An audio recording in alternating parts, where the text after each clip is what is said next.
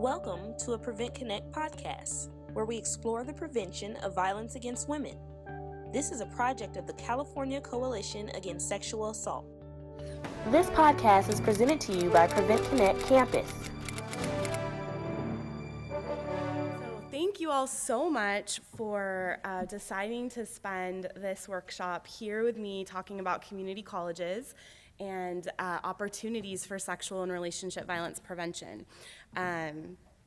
I am really excited about this conversation, and I welcome you. So welcome, welcome. I would not be doing my job if I did not give a quick plug for Prevent Connect. So how many people in this room have heard of Prevent Connect? Awesome, so I don't really maybe need to do this, but Prevent Connect is an online community of practice around prevention. So we really try to bring together prevention practitioners who are working not only across the country, but really across the world, and connect around the issues that we're working on, challenges that we're having, successes. We also bring in new research, and you can find us in many places on the internet, and so I really invite you, if you're not already part of our community, to join us. If you are part of the Prevent Connect community, thank you so much. But one of the things that we're really interested in at Prevent Connect is not only primary prevention and stopping violence before it starts, but connecting to each other, to other issues, and to other prevention practitioners, and then to connect among campus communities. So hopefully you will find some good resources. In 2016, we actually launched Prevent Connect Campus, and Prevent Connect Campus has been really a place for prevention resources specific to campus communities. And so I hope you will take a look at some of what we have to offer on preventconnect.org. So welcome to this workshop today, where we're going to be talking about community colleges. I really want to just start out by saying that there's not a lot of space for community colleges in terms of some of the national conversations happening around sexual violence prevention, domestic violence prevention. There's not that many resources, which I'm sure you all are well aware of. And so I feel like this is really the beginning of a conversation, really a way for us to connect around, what is out there, what are some of those opportunities, and then also explore what we need, what we still need to see. So these are our learning objectives, and don't worry, I'm going to introduce myself in a minute. I didn't forget that. But I really hope to explain, describe some common challenges, but also some really wonderful opportunities when we're trying to do sexual and relationship violence on a community college campus, share examples of work being done. I have some examples, and I'd love to hear examples that you all are coming with, and then identifying tools and resources so that we can move this work forward on a community college campus. So I'd love to just get a sense of who's in the room. So if you're from a community college, raise your hand. Awesome. What about folks who are from maybe a rape crisis center? Thank you. A domestic violence agency. Wonderful. A dual domestic violence sexual assault agency. Okay. What about a four-year school? Anyone from K through 12 education? Kind of, okay. And is there anything that I didn't say that doesn't represent where you're from? Where are you from? State government, wonderful. State government, okay, wonderful, yeah. State coalition, yes. Wonderful. Well, thank you all again for joining us. We have a diverse group with people coming from different places with different experiences when it comes to community college, which I think is really, really important. Okay, so who am I? Well, I want to I'm going to start out just by saying that when I first came in this room, I came really excited because this is the last big thing I have to do before I go on vacation. But then I realized I had to stand on a platform, and I'm really afraid of heights. So I'm just gonna put that out there. But also a really big part of who I am is that I've been to a lot of community colleges. They have been such an important part of my personal life, my professional life, my education. I really credit community colleges to being able to get an education. So these are all of the community colleges that I've attended over my life, 6 of them. And I had to go to a community college if I wanted to get a college education because when I was 18, my mom made me leave the house. And so I had to work full time. And I couldn't go to a 4-year school because I couldn't take any of the classes if I was working all day. And so I went to so many community colleges because I would take a weekend class in the community where I lived, but then I would have to take evening classes in the community where my job was. And I would change jobs, so then I'd have to go to another community college. And so now all of a sudden I have 6 under my belt. And I think that that's the reality for many students who are accessing community colleges, that there's not just one, but there might be many other ones. Sometimes you go to a community college because a class that you need isn't offered at the one that you've been going to, right? So they've been a really, really big part of my life. And the only reason that I was able to go on and get my bachelor's and eventually my master's, and to be able to work at Cal CASA, where I'm from. So I'm from the California Coalition Against Sexual Assault. Also, Prevent Connect, which I already gave a plug for, and our national partnership, Reliance. And if it hadn't been for community college, I don't know if I would be here. So I really hold them dear to my heart, and I'm very grateful for them. So how many of you attended community college at some point in your life? Or maybe you are attending right now. Awesome. So this is something that we really share, and we are not out of the ordinary because we know that 45% of all undergraduate students are at a community college. That's a really big number, and the fact that we're not providing resources and talking about community colleges in the space of prevention work, we're leaving out millions of students. And that's a really big opportunity. Community colleges in the US, this is a little breakdown. So there's over 1,100 community colleges, and this doesn't account for community colleges that have different locations, different sites. So that number is actually larger when we think about actual locations. Only about 1 in 4 have housing. So right off the bat, we know that our prevention efforts are gonna have to look different than they do at a 4-year school. Right? Because we automatically don't have a captive audience. We don't have students living on campus. We also know that community college students are working. This isn't to say that 4-year students aren't working. They are, but community college students, whether they're attending part-time or they're attending full-time, the majority of them are working either full or part-time. We know that a lot of them are also enrolled not to go on and transfer and get a bachelor's degree, but they're enrolled in non-credit programs. So they might be on campus because they're switching careers. And they need some new skills. They might be on campus because they're interested in getting a certificate. They might be on campus because they're retired and they want to take a class. There are so many different reasons why 40% are taking non-credit classes. So when we talk about community colleges and prevention, we really also have to shift the way that we think about a student, right? How do we define a student? And then we know that 36% of community college students are first-generation college attendees. That's a really big number as well. So there's a lot, we're dealing with a very diverse population. So I'm interested in hearing from you all before I tell you what I think makes community colleges special. What do you think makes community colleges special? Yeah. Yes, yeah. All of these things that you're saying are absolutely true for community colleges. So I really think of community colleges as the gems of the community. And so they're an essential link between high school and a 4-year school, right? For so many people, they would not be able to obtain a higher education degree if it wasn't for community colleges. They're also a really important link with the community, The accessibility of community colleges makes them really unique and really special. You don't have to, apply and wait for that rejection or acceptance letter. You can pretty much, enroll at whatever point and be in class within a couple months. That makes them really, really special. There's also such a huge amount of diversity with the student body.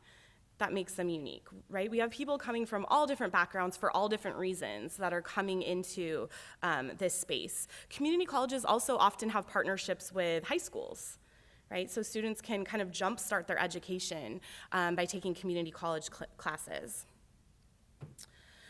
So, I had a slide for this.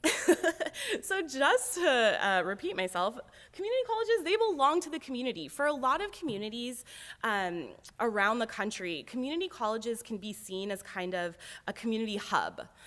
They're places where people go for events, free events. They're places where people can access a library. There's places where people can access internet. And so they become so much more than a place where people are getting an education. Like I said, it's a really important link between K through 12 education and four-year colleges. It can be really a great place for folks who are returning students to transition. So whether that means they're returning in the physical sense, like veterans, or they're returning to the workforce after being out of it for whatever reason, or they're changing careers. And we also know that students that are attending community colleges, a large majority of them are from the community where that college is. So they have a really strong connection to the larger community, which is different than four-year schools where people might be moving, right? This isn't their home. This is somewhere where a stop on their path to the rest of their life, maybe. And so I think that makes prevention a huge possibility and opportunity when there's that appreciation and understanding and link to the surrounding community. So Dr. Jill Biden has been a really vocal supporter of community colleges and actually is as of last year, she was still a community college professor. I don't know about currently, but she was teaching at a community college in Virginia. And so this quote is part of a commencement speech that she gave at that community college's graduation. And I have a couple of these sprinkled in throughout, but this first one, she says, "This I believe. I have long said that community colleges are America's best kept secret, but I believe it's time for that to change. I believe we need to celebrate community colleges and their students for who they really are, innovative, inspiring, and essential." And I think that quote is so important because I also think that there's a sense of community colleges aren't real schools, right? I feel like that's a message that we sometimes send, that, oh, that's not real. Wait till you get to real college. And the truth is that community colleges, they are real schools, right? They're such an integral part of our education system. So I just want to hold that quote because we really do need to look at them as places where there are opportunities that maybe don't even exist on four-year schools. So I did a really kind of informal survey of community college mission statements. And when I say informal, knowing that there's 1,100, I looked at probably 15. But what I was wanting to do is really pull out, like, what are some of the themes in the mission statements of community colleges? And so these are words that I saw showing up numerous times: equitable, diverse, supportive, integral to inclusive, vibrant, and prosperous community, celebrates community partners. And I feel like when I put those in a PowerPoint slide, what that said to me was, isn't this what we're looking for when we're trying to prevent sexual violence? Like, aren't these the things that we need to see? And so the fact that these are actually spelled out in community college mission statements, again, I see that as an opportunity. That's a place where we can start to think about how we can plug in. And it's also really useful to keep a school's mission in mind when you're trying to do any kind of prevention work, right? What speaks to them? What's important to them? What do they think they're giving back to the community? We also know that community colleges are very distinct. We've already talked about some of what makes them special. And I referenced this a minute ago, but the open access, that is really different, right? All of us right now could go and apply to a community college, and if it's not open enrollment right now, it will be in a few months. That's very different than a four-year school, but that can also pose challenges. We'll talk about that. Community colleges are also open access campuses, so there's many different points of access that people can walk on at any time, which poses different obstacles and barriers when you're trying to do prevention work. With so many diverse students, and the fact that that's what makes community colleges so special is the accessibility, that also makes it so we have this really diverse student body of people who are maybe 16 years old taking a community college class, and then we might have a 65-year-old taking a community college class. We also have people, again, who are going because they're trying to matriculate, but we have plenty of folks who are just going for a hobby or to increase their understanding around a certain issue. We have a lot of limited access issues when it comes to the student body. There's not a time where we get everyone together. For many community colleges, there's no orientation, right? Many of the prevention efforts that campuses have adopted involve student orientation. We don't have that at many community colleges. People are coming and going. We really have limited access. And then we also have the multiple campus locations. And so that can make it really difficult even if you have resources, but when you have less resources and you have to get to different places, that can become a barrier. So here's another Dr. Jill Biden quote. For millions of people across the country, community colleges is the single best path to opportunity, to achieving their dreams, whether that means earning a four-year degree or finding a rewarding career. So even though community colleges are very distinct, they also have the same federal mandate requirements as four-year schools. Right? So they still have all of the Title IX mandates that a four-year school has, but with these really unique challenges. And that's really hard. I literally just Googled this article before I came here. Community colleges face unique Title IX challenges. There are a lot of things on the internet about the unique challenges they face and a lot less about how we can address them. Right, so we need to start having these conversations. What does prevention look like at a school that doesn't have NCAA athletics? What does it look like at a school where there's not fraternities and sororities? What does it look like at a school where there's no residence halls? I think we really have to start looking at prevention on community colleges differently than we do on four-year schools. So as I've said, there really aren't a lot of resources when it comes for discussion around preventing sexual violence at community colleges. This is one of two papers that I'm going to point to, or briefings, I guess, on the subject that kind of lay out what these challenges are and offer some tips for moving forward. So this is from the Association for Student Conduct Administration, and the paper is Community Colleges and Sexual Misconduct, Unique Challenges and Opportunities. It's from a couple of years ago. You can get this online. I'm also going to make these slides available on Prevent Connect, and it'll have links to all of these things, just FYI. So some of the challenges that are discussed in this briefing or paper. Number one, the diverse student body. So while that's what makes community colleges a gem, why we love community colleges in many ways, it also makes prevention really difficult. Okay, so there are young people, there are older people, there are retired people. College to Career is a program where regional centers who have clients with developmental disabilities partner with community colleges so those students can get some kind of a certificate, can go into some kind of technical workforce program. So we have students on a community college campus that are dealing with many different disabilities. We have first-generation students. We have students with low income. We have non-native English speakers. We have full-time working students. We have part-time working students. We have students that have families. We have students that have lived in the community for 40 years, and maybe students who just moved here. So we have really, really diverse student bodies with many different needs. We also have barriers to accessing the student body. Right? So for many community colleges, they're what we could say are commuter schools. People come, they take their class, and they leave. When I was at a community college, if someone wanted to reach me, there were really 4 places. the parking lot, the actual class that I was in, the bathroom, and maybe the little shop where I was getting a bottle of water.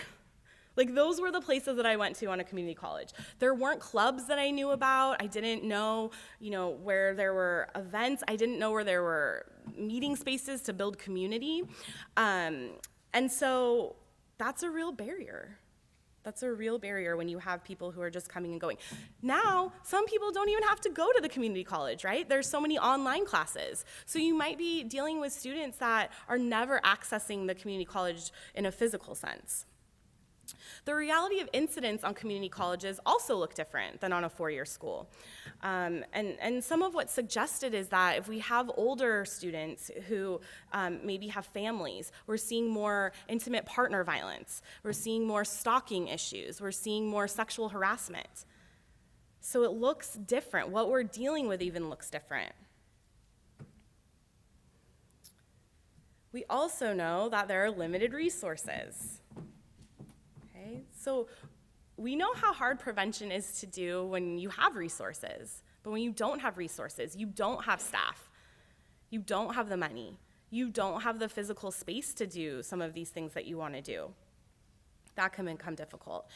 And then finally, the last thing that is described in this paper is prioritization and commitment. There's not a lot of commitment across the board. Sure, in some places there is, and people are doing really wonderful work, and I definitely want to acknowledge that. But what I've heard from folks on community colleges is that there's not support around doing sexual violence or relationship violence prevention. There are other issues that are more pressing.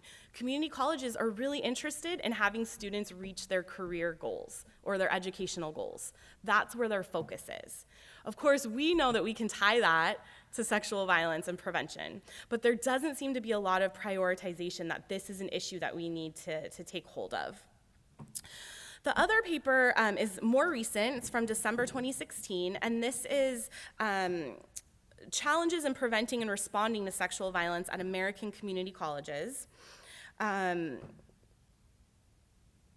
This was kind of a resource that pulls together some findings from a forum that was done with community college campus leaders. It wasn't a huge, I'm trying to remember, it wasn't a huge group of them. I want to say it was under 20, so it's definitely not representative of the 1,100 schools. But there are some different challenges. So some of the critical needs that this paper goes into and talks about is the fact of the open access campus. So having wide open and multiple campuses. In the community college that was in a community that I lived in Southern California, people would go on community college to walk their dog on the campus. It was really pretty. There were lots of trees. There was lots of walking paths. So people would access it to take their dogs for a walk, to take a nice walk after dinner. There were also, this is kind of strange, but there were bunnies, domesticated bunnies that were all over campus. And so people would come on campus to see the bunnies and pet the bunnies. There were guinea pigs that lived in the bushes. So people were coming onto campus and they could, from any angle. It didn't matter where they parked around the campus, they could walk on and access that. Another area, again, is meeting these regulations that are really designed for an institution that is dramatically different. Dramatically different. And we know that this requires different prevention strategies. What those are, that's what we want to talk about. That's what we want to find out. We want to have conversations around. And it's really, according to the folks that were in this forum, it's really been an uphill battle in obtaining buy-in, obtaining resources, getting this to be a commitment from the school. I'm interested in hearing from you all, though. I've been talking too much. So what other challenges have you noticed at community college? Yeah. Well, thank you all for those that you shared. So I've been trying to practice replacing but with and. So there are challenges, and community colleges can be a catalyst for change, right? There are also a lot of opportunities. And I think that's where I want to spend the next time with you, is talking about what those opportunities are. And again, being open to the fact that they might look very different than what is being talked about on four-year schools, or even very different from ideas that you've had about work that you could do at a community college. So I hope everyone has an open mind. I mean, it's nothing radical. But so opportunities. Here we go. This is a quote from a paper that I have cited, so you'll all have this. Community colleges should care about health for several reasons. People don't learn well if they're not healthy. The success of the institution's academic mission depends not only on the instruction it provides, but on the climate it creates. And its climate is about how students live, not simply how they do schoolwork.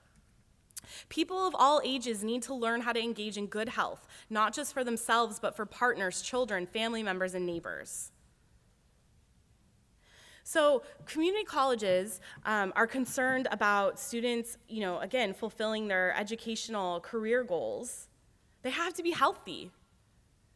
And so we have to start looking at how do we increase the health of our students. And obviously, we would say that sexual violence cannot be happening if we want healthy, vibrant, prosperous communities. So it is in their best interest to look at sexual violence, to have a commitment to sexual violence prevention. So this is an example of an opportunity, and this is an example from California. So as I said, I'm from the California Coalition Against Sexual Assault, and one of our rape crisis centers in California, Valley Crisis Center, is doing work in the Merced area. Is anyone familiar with Merced? So Merced is a pretty rural community. It's in the north central part of the state, I would say.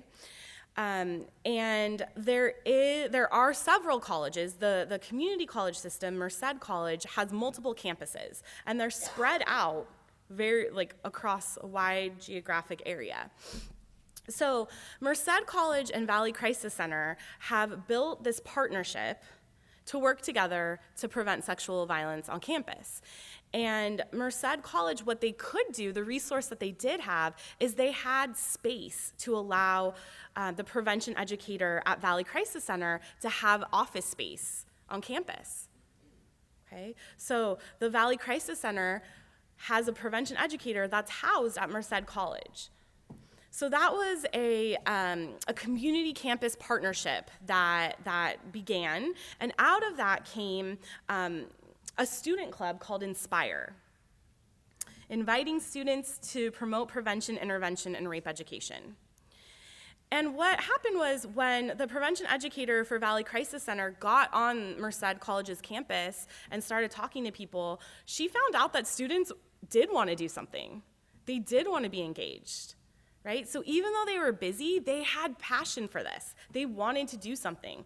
I think that's another myth that we think about when we talk about community colleges, is that, they don't, they don't care what's going on campus. And I don't think that's true. I think that they're busy, right? And they have other things that are going on. But in this case in particular, they wanted to be engaged. They wanted to do something. And so Inspire has become a peer-led program. And it's been a really great partnership between the Rape Crisis Center in the community and the community college, where so many of community members were accessing. So not only do you have this happening at the community college, but you have that link, right? That continuity to the community itself, which is really wonderful. Another opportunity is this idea of systemic education. So for those of you who are working in a community organization, how many of you are doing work in K through 12 schools? Okay, so many of you. So imagine, how many of you are doing work on a four-year college campus? There are a couple. Okay, wonderful.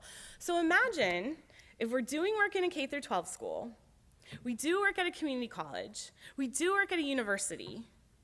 Like, what happens in that sense? What happens if we're in all of those places?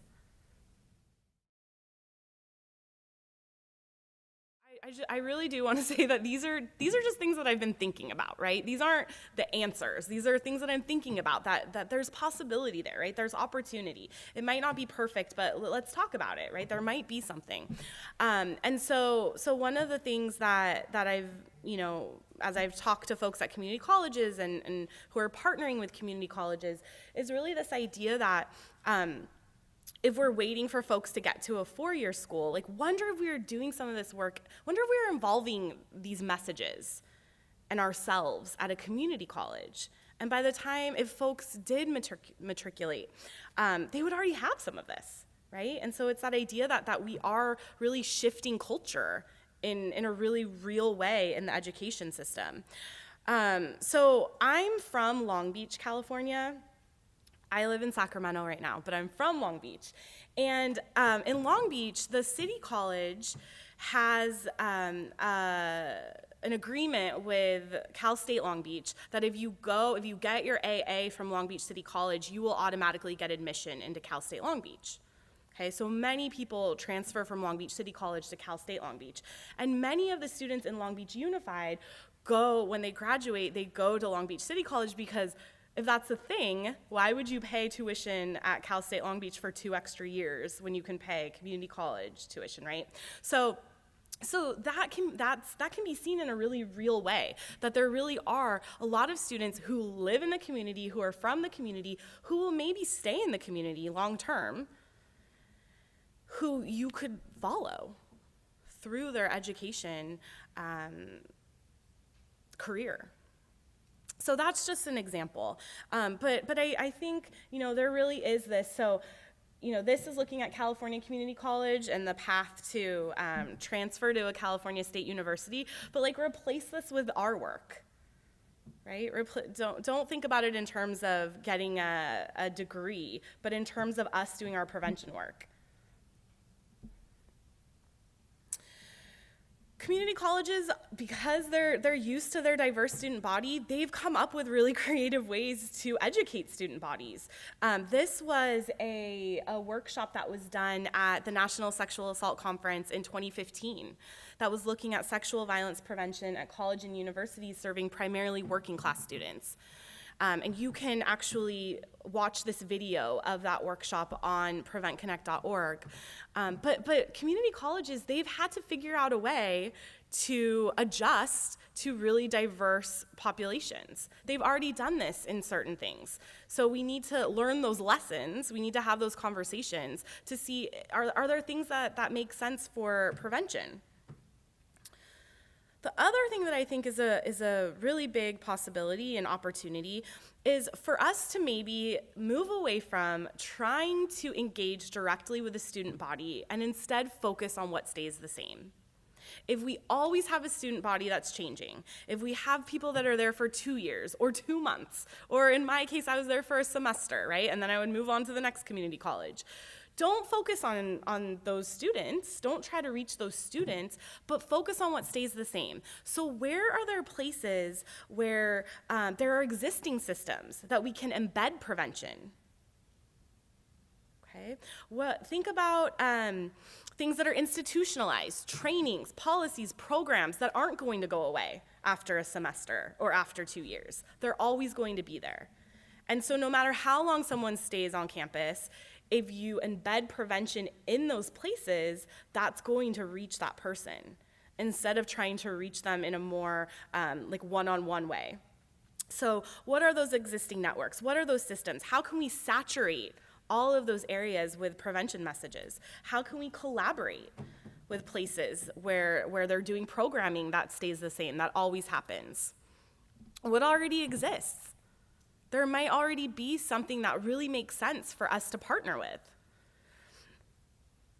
And what about linking to other issues students face? So I really ask, again, what already exists? What are opportunities that are already on a community college campus where you can embed prevention so that prevention is all over the campus? Yes. Yeah, those are all such great ideas. I mean, thank you for sharing them. I think that, so here's another one. there are other issues that we're trying to prevent on community college campuses. And a lot of the barriers, if not all of them, are the same. And some of these areas, so alcohol and drug use, teen pregnancy, HIV, AIDS, and drunk driving, some of these areas are a little bit more advanced in their partnerships with community colleges. And so there are lots of papers that you can find online, articles about, in these areas, these health topics, what prevention has looked like at a community college campus. And so I always think it's so important to learn from other other sectors and other health issues. And so I would also encourage to take a look at that for some ideas. So back to this idea of, what is there, what happens on a community college ordinarily. This is another example from the Valley Crisis Center and Merced College partnership, where they have a Student Success Center at Merced College. And the Student Success Center has ongoing workshops that students have to take a certain number of. And they can choose whatever topics. They have all different topics. They have help with writing. They have help with budgeting. But then Valley Crisis Center thought, hey, why don't we do a bystander one that just happens on a reoccurring basis? So now they have media literacy and gender equality and bystander intervention workshops that are part of this Student Success Center. So to me, that's really an example of taking something that already exists, that's not going to go away, and embedding prevention into it. And so, you're not only are you now also building a relationship with the Student Success Center, but there's professors who, assign their students to take a workshop from there. So you can build a relationship with those professors. So that's just another example of something that already exists. Another thing that the Valley Crisis Center and Merced College partnership is doing are these media campaigns. And so because they did have students that really wanted to be involved and were really excited about prevention, they were able to work with them to develop these posters that are around campus. And so these are actual, the students in the photos are actual Merced College students. And where the posters are, which I think is so cool, is in the places where most community college students access.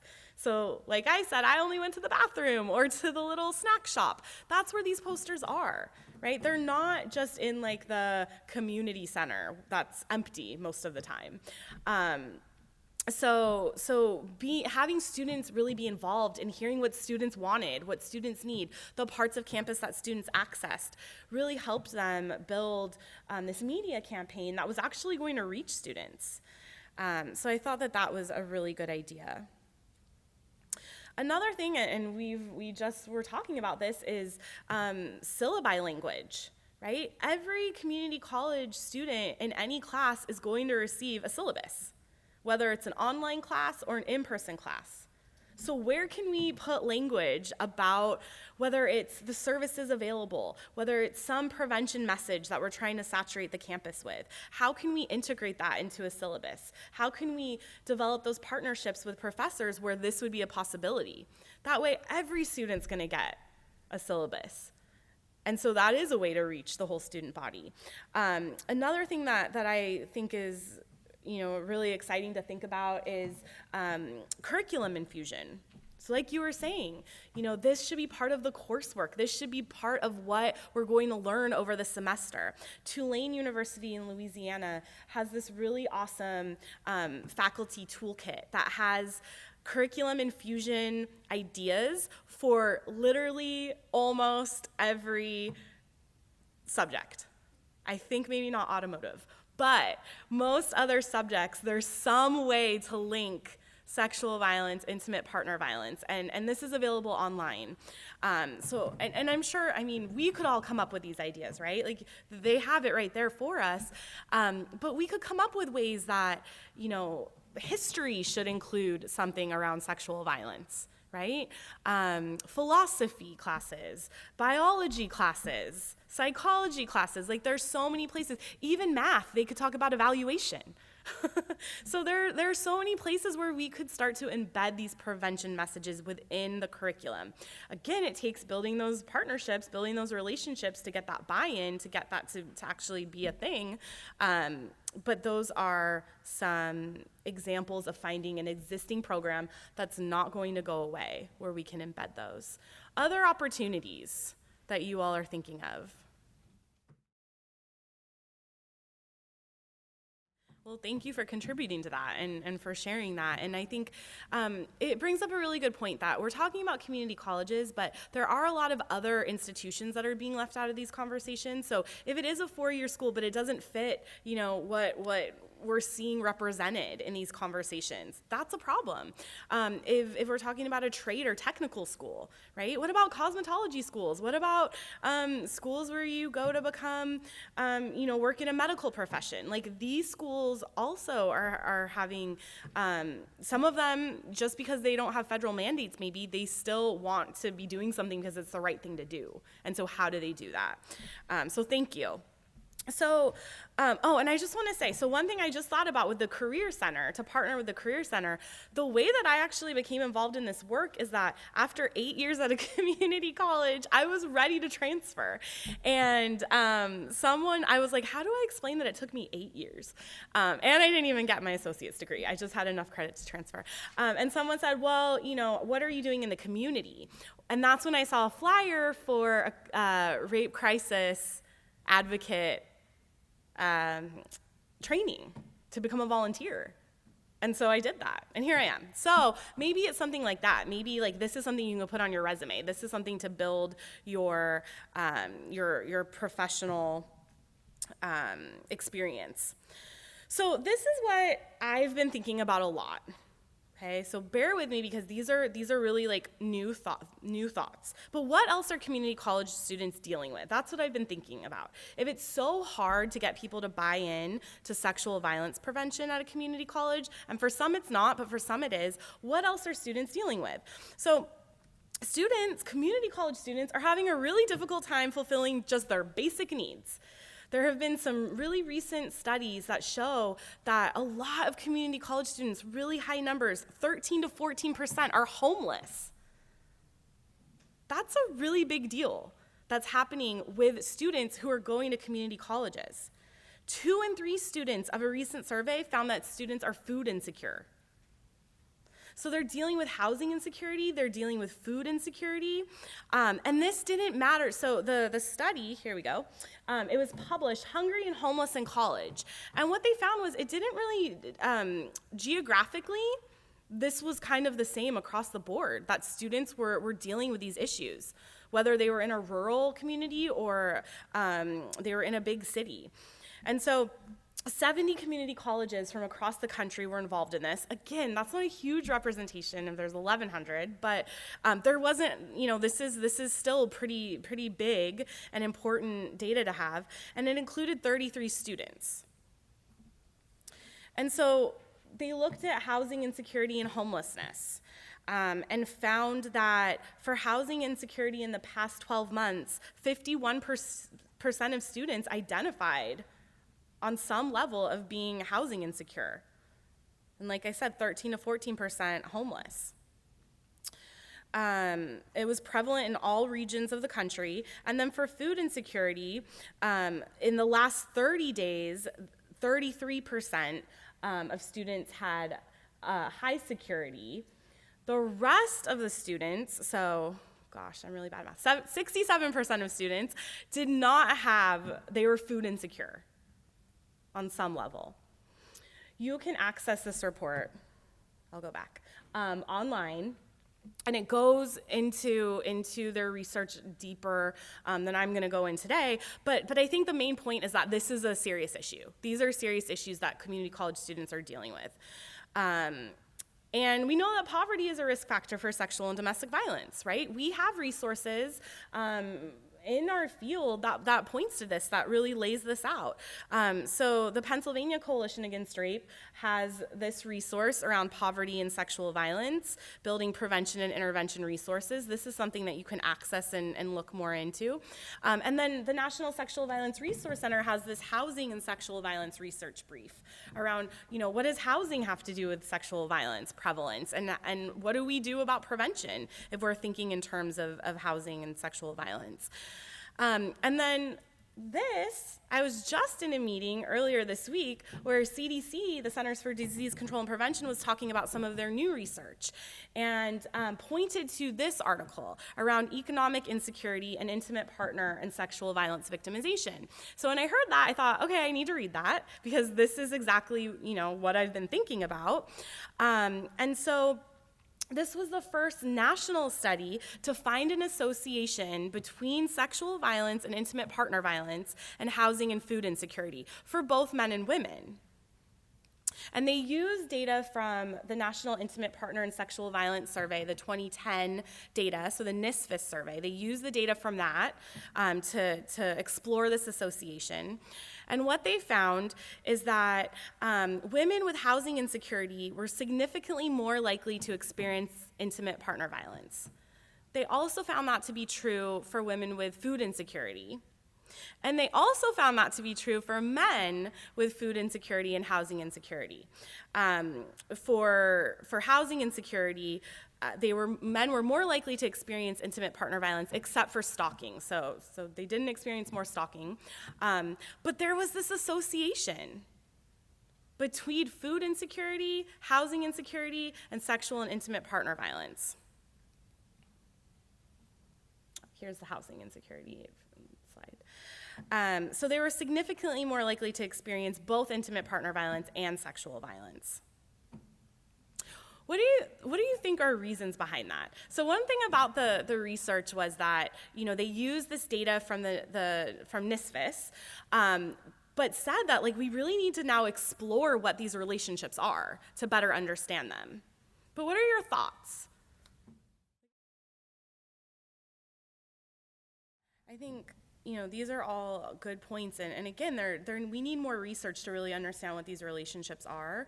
But what I've been thinking about is, so I have a colleague at Citrus College, which is a community college down in the Southern California area, who works in the health services, student health services department. And what they shared with me was that the California Community College Chancellor's Office is very committed to addressing food and housing insecurity on California community colleges. Very committed. This is a priority. Community colleges have been tasked to do something about this. So there's support behind it. And so what they've done is they've partnered with Feeding America to bring a mobile food truck to campus, I think every other week, where students can go and, kind of shop for some groceries. They also have a campus food pantry that administration, professors, other students donate to. And so that's another place where that's more short term. If someone doesn't have, a meal that day or when they go home, they can get food then. And then, so Student Health Services has really seen this connection that these are things that we're doing and that we have support behind. How do we then link this to our sexual violence prevention? Is this then a site for that? And so some ideas would really be these campus food pantries, campus community gardens. A lot of community colleges have space for a garden, right? A campus community garden, not only could that feed students, but that could also increase community connectedness. right? You have a place that this is yours. You have this this responsibility to this garden.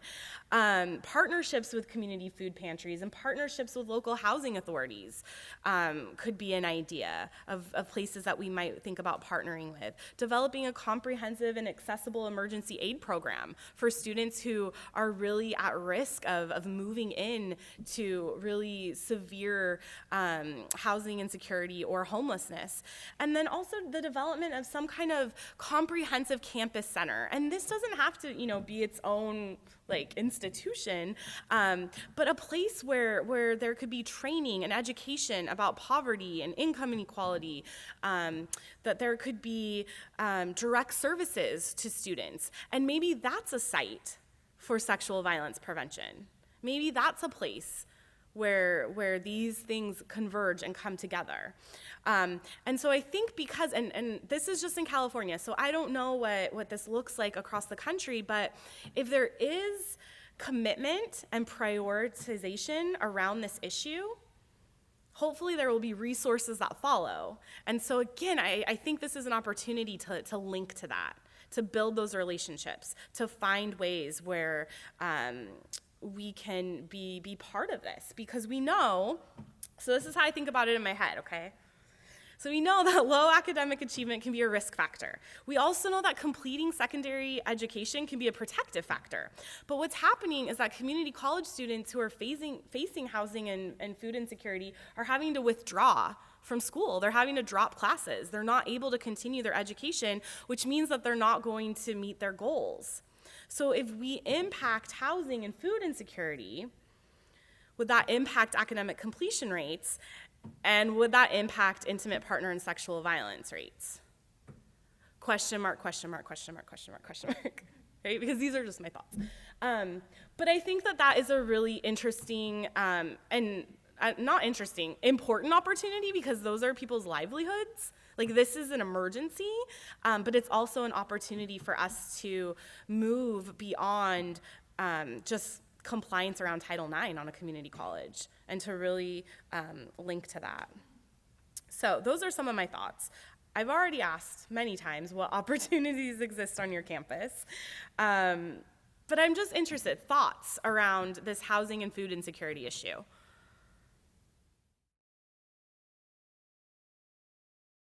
Awesome. So this is what excites me so much about community colleges, is that I feel like there's so many creative ways that we can move forward in this work. Really, really creative, different, right? And they might not work, but there just seems to be this plethora of ideas. So, okay, I think this is my last Jill Biden quote. Sorry. Finally, this I believe, a community college education can truly change people's lives, and community college graduates, including every single one of you, this was a commencement speech, but also every single one of you, can change the world. And so again, I think we need to really uplift the fact that these students are our future. Right? The people that are at community colleges, whether they're gonna go on and get a bachelor's degree or a master's degree or a PhD, or whether they're going to just get a career that they feel good about and love, they can change the world. They wanna be part of this. And I think that we're really doing a disservice if we continue to leave community colleges and trade schools out of these conversations. So, as we wind down, I think my gift to you might be that we leave a little bit early. But I just wanted to point to, on Prevent Connect, we did do a web conference around community colleges where we had Valley Crisis Center, actually, and a community college in New York present on what they were doing, how they were dealing with some of these unique challenges, some of these opportunities, what it looked like specifically on their campuses. So this was recorded. You do have to hear my voice again. Apologize. But you can access it. And I think that there were some really great examples of good work being done. So I'd love to point you to that. The other thing that I want to point you to is these two documents, which we have on our website. It's a campus prevention resource guide that I try to update quarterly with new, there's different sections. So some of it is about, programming, some of it's about evaluation, some of it's about, I think I even have a restorative justice and prevention section in there now. So there's a lot of information in there. Please access it. I would love to do a section on community college resources. So stay tuned. And then we also have our sexual assault prevention in the United States prevention scan, which really did not include community colleges, I will say, but was a scan of prevention across the U.S. on four-year schools that kind of just lays out what a comprehensive prevention plan looks like. So I invite you to check those resources out. Thank you. Yes, Dolly's hair is glittering. Feel free to contact me. This is my email address. I love to connect with people. If you have other ideas, different ideas, I especially love to connect on those. But thank you again for coming here and being with us, and for the conversation, for the willingness to share, challenges and what's working and what hasn't worked. So thank you all. Enjoy the rest of your conference. Thank you for listening to this Prevent Connect podcast. Prevent Connect is a project of the California Coalition Against Sexual Assault, with funding from the Centers for Disease Control and Prevention. The views presented on Prevent Connect are not necessarily the views of the United States government, the CDC, or CalCASA. To learn more about Prevent Connect, visit www.preventconnect.org. For more information about CalCASA's mission, or to show your support, visit calcasa.org. That's CalCasa.org.